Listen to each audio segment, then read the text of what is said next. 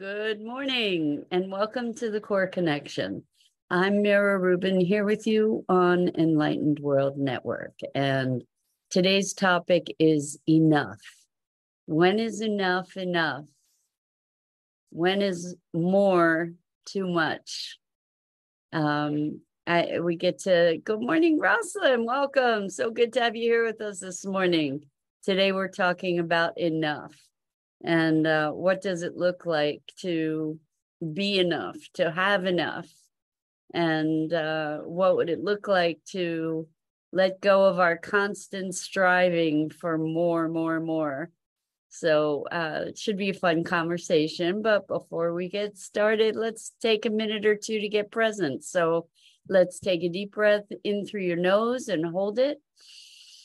And imagine clean, crisp oxygen flooding your lungs, flowing into your bloodstream, nourishing all your cells, all your organs, bringing vital life energy to your body and being. And as you exhale any tension, stress, negativity, fatigue. And now let's take another deep breath in through your nose and hold it. And this time, imagine brilliant, bright light lighting you up from the inside out, illuminating, electrifying, and energizing all your cells, all your molecules, all your electrons, creating a brilliant beam of light from your heart out into the world. And now, as you exhale any remaining tension, stress, negativity, fatigue. And now let's press our palms together. Rub your hands vigorously together. Feel all that sensation, the energy, all that tickling, tingling, temperature, friction, all of that. And allow all of that to bring you present right here, right now, to this remarkable physical form that enables you to experience life. Welcome, Edna. I don't think I've seen you here before. So good to have you joining us. Today we're talking about enough. Rosalind says, how does having enough relate to resignation, like not attaining an outcome? Oh, that's such a good question, Rosalind. So I think that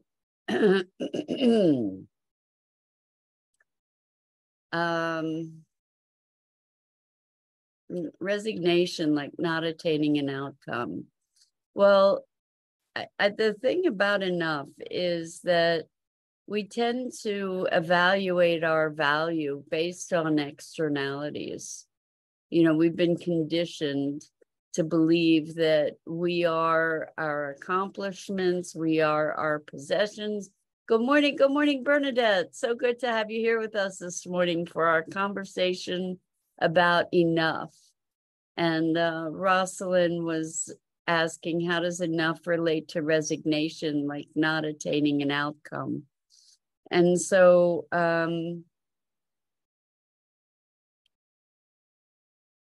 resignation, you know, when we, I think resignation is an indicator of, or an outgrowth of not enough. You know, like I failed somehow, if I'm resigned, or I'm not worthy somehow if I'm resigned. You know, because we could not attain an outcome and then choose to find another way to accomplish it, or we could recognize that the outcome isn't where, you know, what we are really committed to, or you know, the resignation and not enough are both stories that we tell ourselves. You know, like a lot of us have a sense of not being enough. Good morning, Robin. Wow, it's a party here this morning. That's awesome. Welcome. It's great to have you here. We're talking about enough. And the thing with enough, so Bernadette says, I've been looking for my twin for several years, and I'm still not at the state of enough. And so maybe when you get to the state of enough, that would be a better time to find your twin, because to be having a twin in enough is a better place than to have a twin and not enough, right?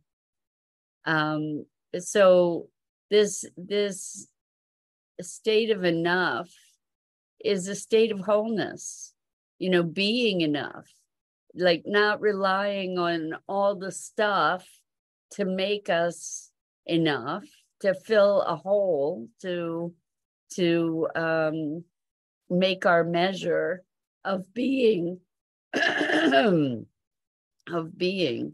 When we make our well-being contingent upon externalities, then we are giving over the reins of our lives to things beyond our control, right? And this sense of being enough, I think that people are afraid of this notion of enough as being a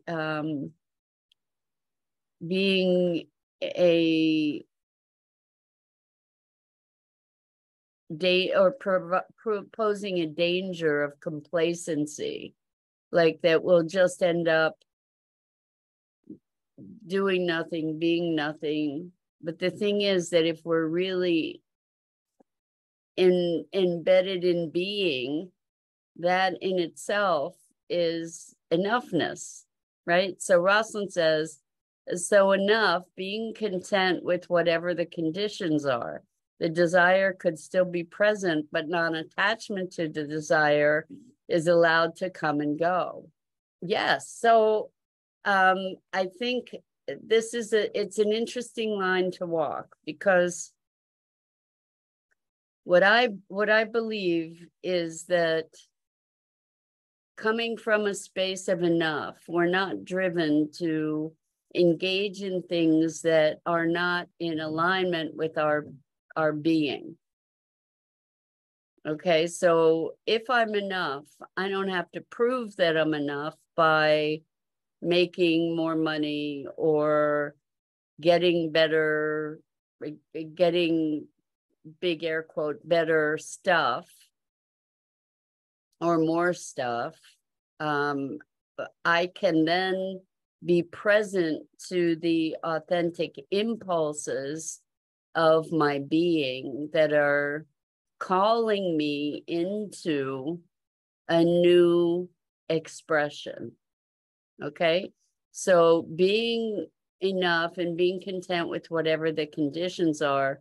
The word content is an interesting word because people often conflate it with complacency, right? Contentment, we tend to want to think of contentment as a good thing, but we also interpret it in the context of complacency. And what I'm thinking, and this is a hypothesis, but what my experience is that when we are in a place of wholeness and peace, the things that emerge from us in terms of a creative impulse are driven by entirely different motivators. So when we can allow life to be, when we can allow ourselves to be, when we can allow things to be as they are, then we gain inspiration to shift them. So let's say there's a room in my house that I would like to, it's okay as it is, and I want to change it. I have this vision of what that could be. I don't have to be miserable with things being as they are to motivate myself. Lots of us gain motivation from misery, right? I can say, oh, well, it's okay. And I have this vision I want to create here. So there's a desire to transform it that's coming from a deeper place, then it's not enough, right? It's not like it's going to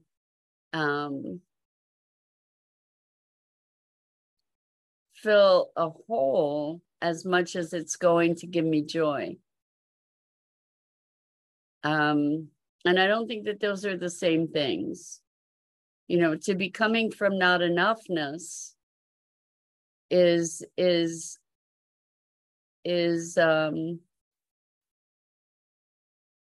a very different motivation, trying to fill a hole. If we're coming from not enoughness, whatever we do to fill that hole isn't going to change the not enoughness. What we get to do is to create that wholeness within ourselves, and then the inspirations and motivations that come out of that are going to be entirely different, if that makes sense. And so we are so deeply, deeply, deeply conditioned to production, to more, to believe that more is better. And if you've ever cooked anything, you know that more salt or more sugar, for example, in a recipe is not necessarily better, right? Or more, what we want is a balance of ingredients. And there is enough, there is a perfect amount, there is this sweet spot. And when we can allow ourselves to be enough, just as we are, that when we can recognize that parts of ourselves that we call not enough are part of what make us this wonderful stew, so to speak, then we can have an appreciation for where we are and be enough, even in that, even with our flaws, our and big air quotes around flaws, you know, like these are all self-judgments. Even with our humanness, we get to be enough. And then if we can be in that space of enough, not like life will be better when my living room looks the way I want it to. You know, why not have life be better now? Why not be present to the process? Be moving from a space of inspiration rather than desperation. You know, like I'm doing all this to fix myself so that I'll be okay. When we get to be okay and then be growing into our greater potential because it's enlivening rather than because we're not okay where we are. It's sort of a paradox to be able to hold being okay where we are and also moving into our potential, because it's like saying, I'm not going to approve of myself. I'm not going to accept myself till I'm fully realized. Well, the thing is, we never are fully realized. Good morning, Jenny. Welcome. I mean, there is always further expression. That's part of a living system, right? A living system is always having shift of being and expression, right? And so we this I'll be okay when, or I'll be enough when I get that car, or I get that house, or Robin says I have an unhappy with a connection with the internet. Oh well, maybe you can rewatch later if you feel so inspired. But you don't have enough bandwidth on the internet. How about that? So enough. The thing about enough is, when does enough become too much? So looking at it, it's interesting because I caught myself looking at my practice, my coaching practice, and looking at what my vision for that is, or my vision for my income, or like what am I looking for out of this career in terms of financial security or financial reward? How do I want to grow my practice, in other words, or do I want to grow my practice? So Jenny says, so how do you find satisfaction with presence and unhappy? So that's a good question, Jenny. So if you're presently unhappy, here's the thing. Our state, and Jenny says, as in unfulfilled. Yeah, that's a big one. That's a really big one. Because I know that one intimately, feeling like there's just something that isn't the way it's not. I don't feel fulfilled. So I think that's different from not being enough, but I'll talk about that in a second. Rosalind says, so is enough a learned pattern or identity? I think in many, many ways it is, Rosalind. Really good observation. So Rosalind says, babies know when they've had enough. Are babies' desires unfiltered? Maybe enough all the time is not necessary. Otherwise, I would just eat and sleep like babies do. So the question is, what would be so wrong with eating and sleeping like babies do? Like we have this idea that we're here to achieve. We have to make a difference. We need to contribute. We need to do all these things in order to justify our being here. And the thing is that babies don't just eat and sleep. They get to a point where they start to crawl, and they start to evolve and walk and make sounds and interact on all different levels. And it's an evolution. And so back to your question, Jenny, about how do you find satisfaction when you're unhappy and unfulfilled? And I think when this conversation is going back and forth between two things. One is feeling enough, essentially feeling that you are enough, essentially, in your essence, in your being. And the other is enough in terms of externalities, like having enough food to eat, having enough water to drink, having foundational needs met, which is, to your point, Jenny, your needs being met. So we have needs on all different levels. But the thing that about this enough conversation is that it is a conversation. Like thinking that we're not good enough. Good enough for what? Like what that goes into a conversation about deserving.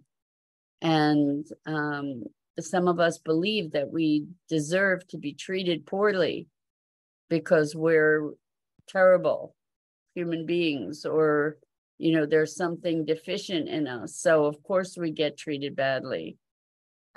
So Robin says, is the conversation regarding enough is in what perspective, material or self or relationship? Need to rewatch later. Love to you, with blessings. Thank you for being with us, Robin. And it would be great if you rewatch later. It is all perspective, all of it. Rosalind says, realize too that boundaries change. What serves you 1 month may need changing the next. Exactly. Jenny says, to be loved, not good enough to be loved. So Jenny, you hit at the core of it. And the thing is that we talked yesterday about judgment, and all judgment being self-judgment. All love is self-love too. And that's where love starts. When we look outside ourselves for love, if we cannot love ourselves, if we cannot give ourselves the generosity of that love, there's no love that will ever be enough to fill that hole within us. We won't be able to receive the love until we give it to ourselves. The more we're able to love ourselves, the more we're able to love others, the more we're able to receive love from others. And so when we come from this not enoughness, what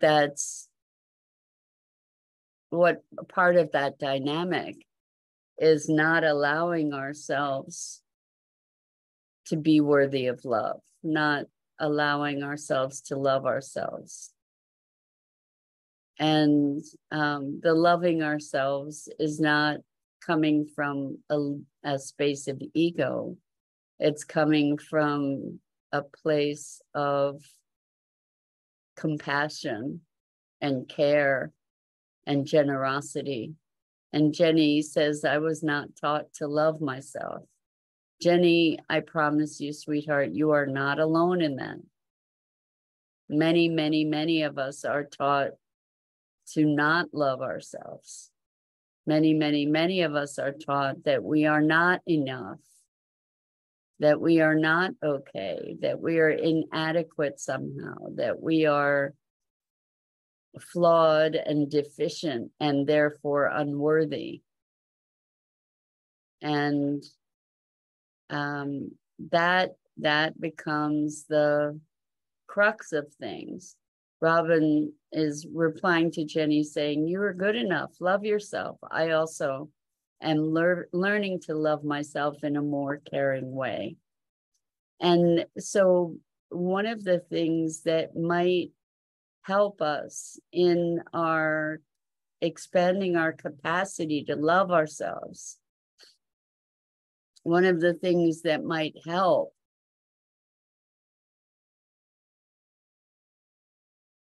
is being loving to ourselves, being caring to ourselves, being generous and compassionate to ourselves. And as we do that, we are experiencing the act of loving ourselves. So Jenny says, yes, it takes conscious practice. Bernadette says, I was taught to be seen and not heard. I hear you, Jenny. Bernadette, I grew up with that too. Children are to be seen and not heard. So examples are when I mess up doing something, rather than talking to myself and saying, you idiot, or, you, that was really stupid. Instead of talking to myself in that way, maybe I could say, okay, so no worries, we can fix that. or no worries, let's try again, or good try, let's go back and try it again. You know, to be generous with ourselves in our responses, to be generous with ourselves in our lives. Let's say I react in a conversation in a way that I want to be critical of myself. I could say, wow, I can't believe I lost it there. And wow, whatever I am. And rather than doing that is to say, wow, I lost it. What's going on? What's happening? What's happening underneath the surface, sweetheart? What's going on for you? What's the wound? How can I soothe that? So Rosalind says, enoughness, material, wise, or health is getting what we want related to an emotional high that is temporary. No, that's not enoughness. These are external conditions. What is the actual contentment? It seems the enoughness is internal. Exactly. And cannot be diluted no matter what the conditions. Yay, Rosalind, you nailed it. Beautiful. A gateway to understanding, to see things the way they are. That enoughness is an essential, essence-based state of being. That it's not conditional. Like I am, by virtue of being, I am enough. I may get angry. I may do things that are messed up. And I'm enough. And coming from a space of enough gives me the freedom and capacity, generosity to interact with that state and those circumstances from a more wholesome and productive vantage point, hopefully, right? So that's it for this morning, folks. I'm Mira Rubin. This is the Core Connection. I go live here each weekday morning on the Enlightened World Network Facebook page and YouTube channel at 9 a.m. Eastern. And I encourage you to check out the other awesome programming on Enlightened World Network, Enlightened World Living, EWN One with the Earth. Jenny says, I tell myself all the time that I matter. Yes, so add to that, Jenny, and that I am enough. That I am enough, I am worthy. And with that, guys, or ladies, so much love and appreciation to you. I love our time together, and I deeply appreciate you and your engagement in these sometimes awkward or uncomfortable conversations. But I am so grateful to you for your willingness to explore and to grow. And I'm deeply grateful that we get to do that together.